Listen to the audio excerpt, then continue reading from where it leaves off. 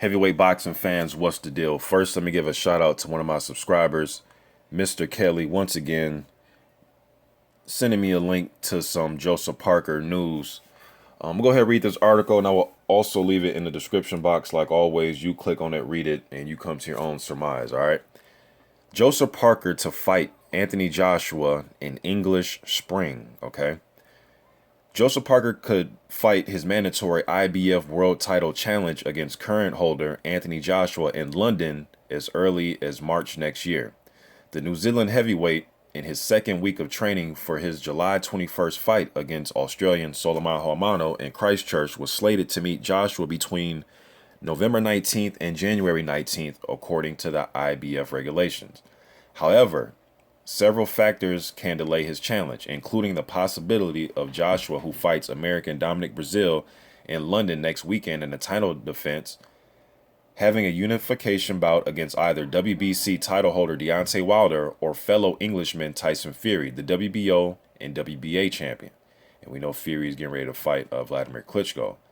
All right. In an interview with The Ring magazine, Joshua's promoter, Eddie Hearn, said a fight with Parker, 24 years old, was likely to happen in the spring, which would be between March and April. Parker is due to get a call November 19th, and it's possible that we have to take that one next spring. That's a really good fight between two young heavyweights, and it will be exciting, Hearn said. Parker, who earned his #1 challenger spot with a hard-fought 12-round victory over Carlos Takam, has returned to his Las Vegas base after a break and is about to resume sparring. Trainer Kevin Berry said Parker's elbow soreness would be carefully managed during this time because it was during sparring when the problems generally arose. After the Takam fight, Parker revealed his body broke down during the tough 12-week camp, and he said the pain in his left arm robbed it of some of its venom and added to his defensive issues. Barry said today, "We've had a niggly elbow for a couple of fights now that we've been managing. You probably saw me icing it during the Takam fight. Whether or not that was the reason his hands was low, I like to give him the benefit of the doubt and say yes. But I definitely want the hands up a lot higher in the next fight. At the moment, it's not an issue in training. It usually doesn't flare up until sparring. We are doing a lot of neuromuscular work on it. The thing with Joe is that he has such fast hands, and if he punches at the sort of velocity, he doesn't hit the target. There's going to be some hyperextension." Barry said he and Parker would not travel to London to watch Joshua's first defense of his title, but would watch it closely. "I've been very impressed with Joshua during his last two fights. I think he has developed and improved a lot during his last two fights. He's a big guy and he uses his height he has very effectively. I'd be lying if I said we wouldn't be watching him intently, because we will be. Just as I'm sure he would have been watching Joe closely in his last fight." All right, so this is according to the New Zealand Herald. I'll leave it in the description.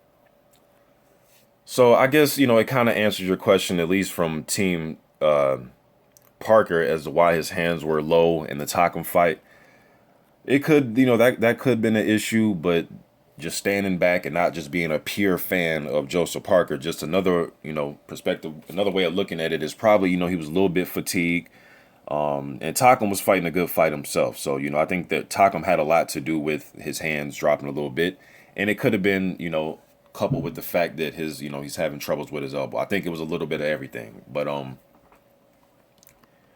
hopefully this isn't a reoccurring injury throughout his career, man. He's a young guy, so hopefully these type of injuries won't hamper him in any way in the future. So hopefully they see a doctor that can really fix this problem or try to get it under control, and they don't try to do, their own type of remedies, hopefully. But they said they're working with somebody, so hopefully won't be any problems, man, because I think Parker has a bright future, you know what I mean? So, and as far as them fighting in March instead of November, I guess I'm okay with that. I like to see the fight sooner than later, but I guess both guys can get just more experience, I guess, because both these guys are being pushed pretty quickly in today's standards of heavyweights. Usually when guys are 26, 23 years old, especially back in the day, man, they've already fought in championship fights and, fought a plethora of contenders, and they're already in the mix by this stage. But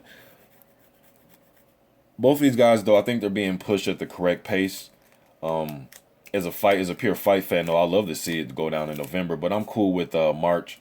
Hopefully, it doesn't get pushed no further than that, man. So it won't happen in November. But Team Parker, for what they've been saying, man, they even if they're not going to fight Joshua, they wouldn't mind fighting a tough fight. I've heard them offer a fight to David Haye. They said that they will be willing to fight David Haye in the fall time. So it doesn't seem like Parker knows and his team are going to take soft touches. I know a lot of fans may say, well, what about Solomon, Haumono? I wouldn't necessarily say it's a soft touch compared to what I really think a soft touch would be.